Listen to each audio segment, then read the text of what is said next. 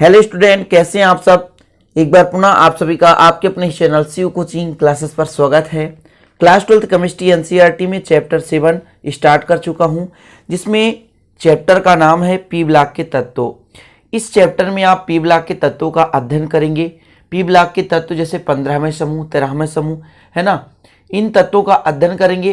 पहली बात तो स्टूडेंट, जैसा कि आप लोगों ने समूह 13 और 14 का अध्ययन 11th क्लास में कर लिया था, यहाँ जो पी ब्लॉक में है समूह 15 से स्टार्ट करेंगे।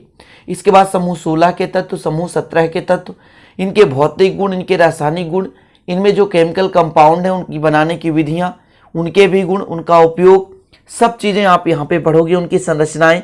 तो आज का जो टॉपिक है समूह 15 के तत्व, जिसे नाइट्रोजन परिवार के नाम से जाना जाता है।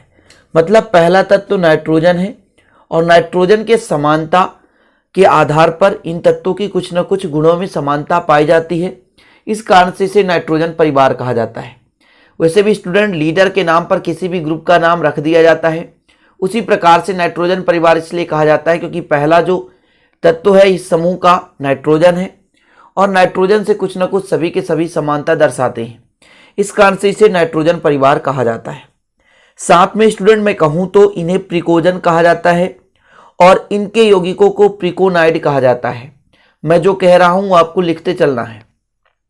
समूह 15 के तत्वों को, नाइट्रोजन परिवार के तत्वों को प्रिकोजन कहा जाता है और इनसे जो बना यौगिक है स्टूडेंट वो प्रिकोनाइड कहलाता है।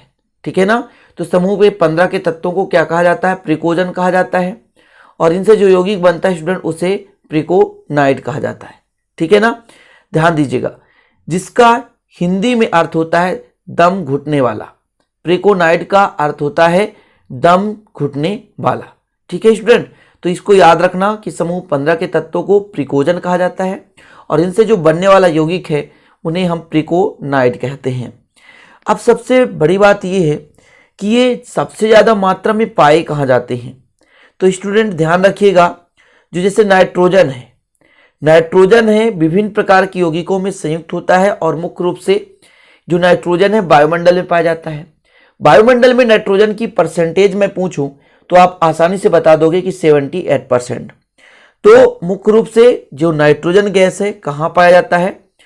वायुमंडल में पाया जाता है। इसके साथ साथ जैसे फास्फोरस है, अन्य प्रकार के जो यौगिक हैं उनमें ये फास्फोरस पाया जाता है और फास्फोरस हमारे शरीर की हड्डियों में भी, दांतों, मांसपेशियों में यहाँ पाया जाता है। दूध, अंडे यहाँ पर उपस्थित होते हैं। ठीक है, तो ये चीज़ें थोड़ी बहुत जो बेसिक चीजें हैं वो आप लोग लिख लिया करो जो मैं बताता हूं। ठीक, चलिए अब अपना मेन टॉपिक है स्टूडेंट समूह 15 के तत्वों का इलेक्ट्रॉनिक विन्यास निकालना। देखिए, इलेक्ट्रॉनिक विन्यास आसान है, कठिन नहीं है, लेकिन उसको थोड़ा सा समझना कठिन है क्योंकि स्टूडेंट जो 11th में यदि आप अभाव का सिद्धांत नहीं पढ़े हैं फिर यहाँ दिक्कत हो सकती है। तो चलिए सबसे पहले नाइट्रोजन, इनका परमाणु क्रमांक भी लिखते चलना है और स्टूडेंट इसके बाद इनका संकेत इलेक्ट्रॉनिक विन्यास। तो नाइट्रोजन का संकेत कितना होता है? N होता है। परमाणु क्रमांक यदि आपसे पूछूं स्टूडेंट तो होता है 7। ठीक है, इलेक्ट्रॉनिक विन्यास निकालना है। क्या? इलेक्ट्रॉनिक विन्यास। तो पहले क्या होता है? 1s2। ध्यान दीजिएगा क्या होता है? 1s2। ठीक, फिर 2s2 और 2p। देख लीजिए टोटल 7 है तो 2 2 4 और 4 3 7। 1s2 2s2 2p 3। या स्टूडेंट ध्यान दीजिएगा, इसको दूसरे जैसे हीलियम का होता है 2, हीलियम का होता है 2, तो यहाँ पर मैंने हीलियम लिख दिया और बाकी इधर बात का 2s2 2p3। अब हीलियम क्यों लिखा? क्योंकि ये 18वें समूह का तत्व है और 18वें समूह के तत्व का पूर्णतः अष्टक पूर्ण होता है स्टूडेंट, इसलिए यहाँ पर हीलियम लिख दिया गया। इसी प्रकार अगला तत्व उठा लो। दूसरा तत्व उठाता हूँ फास्फोरस। फास्फोरस का संकेत P और परमाणु क्रमांक कितना है? 15। इसका इलेक्ट्रॉनिक विन्यास निकालो। 1s2 2s2 2p6। ठीक है स्टूडेंट, फिर 3s2 3p 2 2 4 6 10 2 12 और 12 3 15। इतना क्लियर? अब थोड़ा सा ध्यान दीजिएगा यहाँ पे। अब मैं इसको दूसरे प्रकार से लिख सकता हूं स्टूडेंट, जैसे हीलियम के बाद आता है नियान और नियान का परमाणु क्रमांक होता है 10, मतलब 2 2 4 6 10, यहाँ तक का नियान कहलाया। फिर 3s2 और 3p3 हो गया। कंप्लीट। इतना समझ में आ गया। अगला देखें, तीसरा कौन सा तत्व है बताइए। तीसरा तत्व आप ले लें आर्सेनिक, नाइट्रोजन, फास्फोरस। इसका ट्रिक बता दूंगा। आर्सेनिक, देखिएगा आर्सेनिक का स्टूडेंट AS क्या है, AS, ठीक है। इसका परमाणु क्रमांक कहा जाए तो 33 है। कितना है, 33 है। अब देखिएगा 1s2, 2s2, 2p6, 3s2, फिर स्टूडेंट कितना हो जाएगा 3p6, 3d10, 4s2, 4p3। 2 2 4 6 10, 2 12 12 6 18, 18 10 28, 28 2 30 और 30 3 33। इसको दूसरे प्रकार से लिख सकते हैं। नियान के बाद आता है आर्गन, और आर्गन का होता है 18। 18 तक ले लो, 2 2 4 6 10, 2 12 6 18। यहां से आपको लिखना है 3d10, 4s2, 4p3। तो इस प्रकार से चाहे तो आप या का मतलब अथवा दो में से किसी एक को लिख सकते हैं, ठीक है ना, जो आपको उचित लगे। इसलिए मैं दोनों चीज समझा रहा हूं ताकि आप लोगों को दिक्कत ना हो सके मेरे प्यारे भाइयों। आर्सेनिक के बाद होता है स्टूडेंट एंटीमनी। क्या होता है, एंटीमनी। विस्तृत समझाने का मतलब यह है कि आप लोग बेसिक से समझेंगे तभी तो आप केमिस्ट्री समझ पाएंगे स्टूडेंट। एंटीमनी का होता है संकेत Sb, परमाणु क्रमांक होता है 51।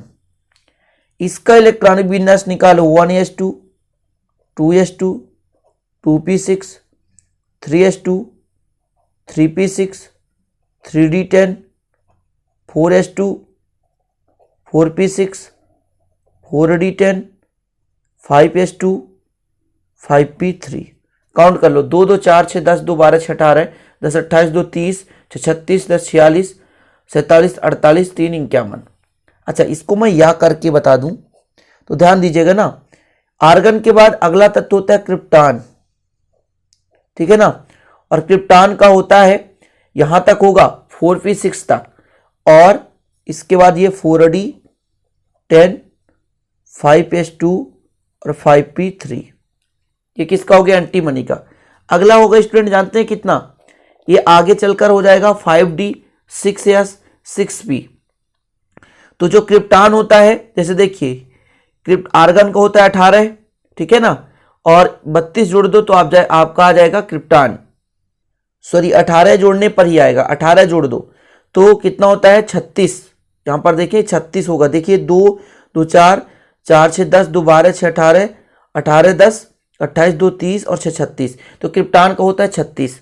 फिर 36 में आप जोड़ दोगे 32 तो आगे आ जाएगा आपका किसका, जेनान का। अब ये हो गया 4 तत्व। मुख्य रूप से 5 तत्वों के इलेक्ट्रॉनिक विन्यास आपको सीखना है, क्योंकि स्टूडेंट जो लास्ट में आपका है मॉस्कोबियम, वो रेडियो मतलब एक्टिव तत्व हैं जिनको बाद में खोजा गया है और एक्टिव किया गया है। तो अगला 5वां नंबर कौन सा तत्व है, बिस्मथ। इसको ट्रिक से याद कराऊंगा, अभी चिंता करने की जरूरत नहीं है। बिस्मथ परमाणु क्रमांक दिया जाए 83, ठीक है। अब इसका स्टूडेंट निकाल दो 1s2, 2s2, 2p6, 3s2, 3p6, 3d10, 4s2, 4p6, 4d10, 4f14। इसके बाद आ जाएगा student 5s2, 5p6, 5d10, 6s2, 6p3। ये हो गया। इसको अथवा में जब करोगे आप तो ये आ जाएगा जेनान का। जेनान का यहां तक आएगा, ठीक है ना, ठीक है स्टूडेंट। 32 और एक्स्ट्रा जोड़ दोगे, ठीक है 36 में। तो यहां इसके बाद आएगा 4f14, 5d10 और 6s2, 6p3। या करके मतलब चाहे आप 18वें समूह के तत्वों के आधार पर कर दें। यह चीज हो गया आपका स्टूडेंट पूरा का पूरा इलेक्ट्रॉनिक विन्यास। अब आपका एक और तत्व बचता है जो 6वां नंबर है, वह स्टूडेंट मॉस्कोबियम। क्या है, मॉस्कोबियम। इसको बाद में खोजा गया है। इसका चिन्ह होता है MC और परमाणु क्रमांक होता है 115, ठीक है, मॉस्कोबियम का। इस प्रकार से इसका इलेक्ट्रॉनिक विन्यास आपको निकालने की जरूरत नहीं है। आपसे यदि क्वेश्चन पूछा जाए समूह 15 के तत्वों का इलेक्ट्रॉनिक विन्यास, तो आप इस प्रकार से दे सकते हैं आसानी से। ध्यान दीजिएगा स्टूडेंट, जो मैं बता रहा हूं, बेसिक चीजें बता रहा हूं, आप लोगों को अच्छे से तैयार कर लेना है। अब इसमें से स्टूडेंट कुछ और चीजें सीखना है, जैसा कि मैं यहां पे ट्रिक बता दूं कि जो आपका समूह 15वां समूह है उसमें कितने तत्व हैं? नाना, पाटेकर, ऐश्वर्या, शव, बिंदास, मस्त है। MC का मतलब होता है मस्त, ठीक है ना। देखिए ट्रिक लिख लो भैया, आप लोग हमेशा हमेशा के लिए याद कर लो। नाना, इससे पाटेकर, ऐश्वर्या, ठीक है, ऐश्वर्या, शव, बिंदास है, सब बिंदास हैं और मस्त। ये ट्रिक हो गया अपना। ये क्या हो गया? ट्रिक हो गया। नाना, पाटेकर, ऐश्वर्या, शव, बिंदास, मस्त, कंप्लीट। अब इनमें थोड़ा सा एक चीज और आपको सीखना है, आक्सीकरण अवस्थाएं। आक्सीकरण अवस्था में यहां पे निकालकर आक्सीकरण अवस्था, अभी यहां पर आपको याद कर लेना मेरे प्यारे भाइयों। ये लेक्चर नंबर 1 है ना। इसके बाद लेक्चर नंबर 2 में आपका जो आ जाएगा, इसमें विकर्ण संबंध आ जाएगा स्टूडेंट। जो है नाइट्रोजन है आपके पास, और नाइट्रोजन का जो मान लीजिए सबसे भिन्नता दर्शाने का कारण क्या है, नाइट्रोजन अपने समूह से किस प्रकार से भिन्न है, नाइट्रोजन की ऑक्साइड है, तो ये सब लेक्चर नंबर 2 में आएगा। तो लेक्चर नंबर 1 देख रहे हैं आप, नाइट्रोजन का देखिएगा कैसे निकालना है। यहां से ये परिवर्तित संयोजकता, ये आपका थोड़ा सा रेडियो सक्रिय तत्व, इसको लेना ही नहीं है। बिस्मथ का होता है +3 ओनली, ठीक है ना, ऐसे याद करोगे। इसका स्टूडेंट +3 तो होता ही है, -3 भी होता है, ठीक है। और फिर याद कर लेना +5, ठीक, ये दो आसानी से याद कर लोगे। इसके बाद इसका +5 होता है, +4 होता है और -1 होता है। इनको थोड़ा सा याद करना पड़ेगा, ठीक। इसका देखिएगा ना, इसका बहुत इजी है, +1, +2, फिर कितना हो जाएगा, +3, +4 और +5। फास्फोरस के देखो, कभी भी नाइट्रोजन पेंटा नहीं बनाता है, लेकिन फास्फोरस पेंटा क्लोराइड बना लेता है, मतलब 5 बंध बनाने की क्षमता रखता है। लेकिन नाइट्रोजन कभी भी 5 बंध बनाने की क्षमता नहीं रखता, इतना ध्यान रखना। तो जो नाइट्रोजन का होता है ऑक्सीकरण, कभी -3, कभी -2, ठीक है, और -1 भी दर्शा देता है, +1 भी, और +2 भी, +3 भी, और +4 भी। ये हो गया ऑक्सीकरण अवस्थाएं। थोड़ा सा चार्ट बना लेना, लिख लेना, तैयार कर लेना मेरे प्यारे भाइयों। तो आज का ये पहला क्लास था, है ना। जो समूह 15 के तत्वों को आप लोगों ने लिख लिया होगा, आशा करते हैं। और इनमें जो मैंने बताया कि प्रिकोजन कहा जाता है, क्या कहा जाता है? प्रिकोजन, जिनकी यौगिकों को कहा जाता है प्रिकोनाइड। तो इस चैप्टर में आप लोग विधिवत पढ़ोगे 15 समूह के तत्व, 16 समूह के तत्व, 17 समूह के तत्व, 18वें समूह के तत्व। 15, 16, 17, 18 समूह के सभी तत्व इस चैप्टर में आप पढ़ोगे। थोड़ा सा लेंदी है, महत्वपूर्ण चैप्टर है, पढ़ते जाएंगे, अच्छे से पढ़ेंगे स्टूडेंट, चिंता करने की जरूरत नहीं है। ये वीडियो अभी पहला है चैप्टर का, इसलिए अच्छा लगे तो लाइक कर देना, दोस्तों के साथ शेयर कर देना, और कमेंट बॉक्स में कमेंट करके बताना। थोड़ा सा गले में खराश तो है ही है, लेकिन आप लोगों के लिए इतना कुछ करता हूँ, मतलब कोशिश करता हूँ कुछ अच्छा दे सकूँ, बेस्ट दे सकूँ। तो प्लीज़ यार लाइक जरूर कर देना। मिलते हैं स्टूडेंट फिर अगले वीडियो में, तब तक के लिए जय हिंद, वंदे मातरम।